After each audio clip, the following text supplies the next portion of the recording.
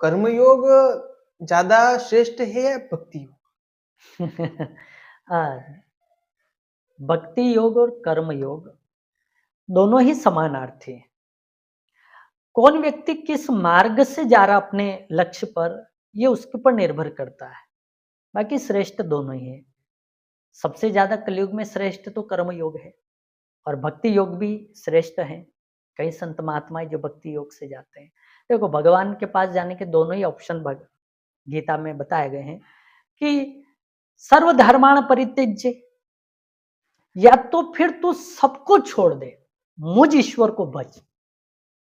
फिर कौन अच्छा कौन बुरा, मुझे कब खाना मिलेगा क्या, फिर ये सब चिंताएं छोड़ दे, तो वो भक्ति मार्ग के द्वारा भी पा सकता है।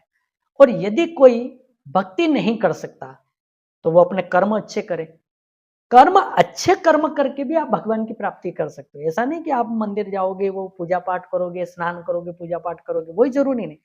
एक आम इंसान, एक बार की घटना है, मैंने किसी संत से सुनी थी, शायद रामभद्राचार्य या शंकराचार्य का उद्बोधन था ऐसा, कि वो पूरे विश्व में चारों मठों की स्थापना करने के लिए भगवान आदि गुरु शंकराचार्य जब निकले, तब वो किसी गांव से होके जा रहे थे, तो एक किसान को देखा उन्होंने।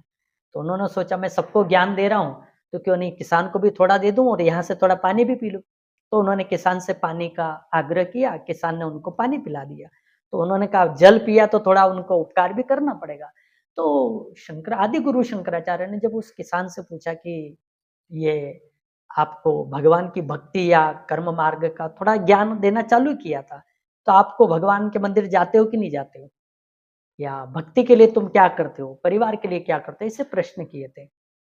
तब उस किसान ने एक छोटा सा जवाब दिया था कि महाराज जी, इतना तो समय नहीं, क्योंकि बाल बच्चे और ये खेती बाड़ी में रहता हूँ, मैं बस इतना सा कर लेता हूँ। तो शंकराचार्य ने कहा क्या कर लेते हो? तो उस किसान ने कहा, अपनी जेब से गीता जी का वो छोटा गुटका निकाला और बोला कि हमारे दादाजी पिताजी ने बताया कि बेटा जब भी भोजन करो या कुछ अच्छा कर्म करो, पहले गीता जी को प्रणाम करना और इसको हमेशा साथ में रखना।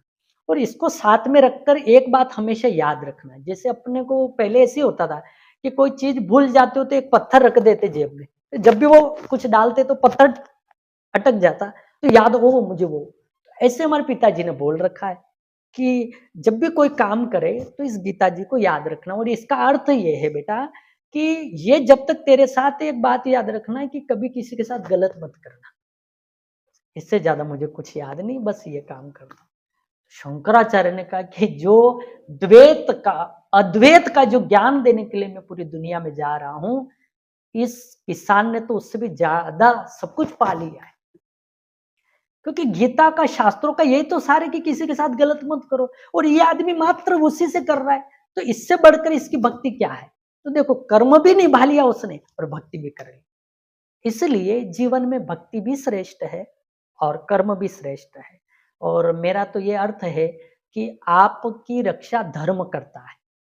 कौन करता है? धर्म का। परंतु धर्म की रक्षा कौन करता है? वो तो आपको ही करनी है ना। अगर आपके परिवार में संस्कार नहीं होगा, पूजा पाठ नहीं होगी, भगवान की भक्ति का कोई 5-7 मिनट का नियम नहीं होगा, तो आपके आने वाली संतान कैसे मानेगी कि ये भगवान है। इसलिए भक्ति सर्वश्रेष्ठ इसलिए भी कि घर में 5 मिनट का ऐसा समय होना चाहिए शाम के समय का, कि जिस समय हमें भक्ति का माहौल बन जाए, ताकि आने वाली पीढ़ी को पता रहे कि ये हमारे शास्त्र हैं, इनके अनुसरण करना है, इनके तहत चलना है। आजकल बहुत सारे लोगों से मैं सुनता हूँ कि भगवान दिल में है तो मूर्ति पूजा करने की कहा जरूरत। दादा दिल में तो है, तो दिल में आया कहाँ से? उसके लिए कोई चित्र तो होना चाहिए ना। तो वो जहां से आया वही मूर्ति है, वही पूजा है, वही भक्ति है।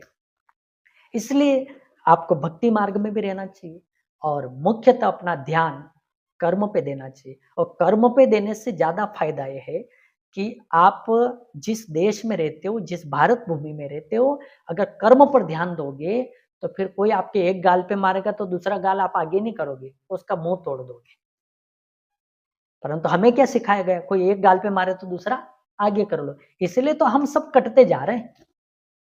तो इसलिए धर्म के देखना जरूरी है। जब हमें धर्म को देखेंगे तो कर्म प्रधान है, और संस्कार देखेंगे तो भक्ति प्रधान है।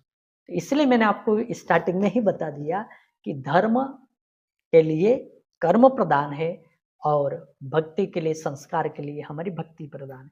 तो आपके जीवन में भक्ति भी होना चाहिए और कर्म प्रधान वो भी होना चाहिए। तो मेरी निगाह में तो ये कि कर्म और भक्ति दोनों ही व्यक्ति को करना चाहिए, ताकि संस्कार भी बचा रहे और धर्म भी बचा रहे, दोनों ही चीजें बचा रहे। और इन दोनों को करने से देश बचा रहेगा। सबसे महत्वपूर्ण है, देश बचेगा तो हम सब बचेंगे।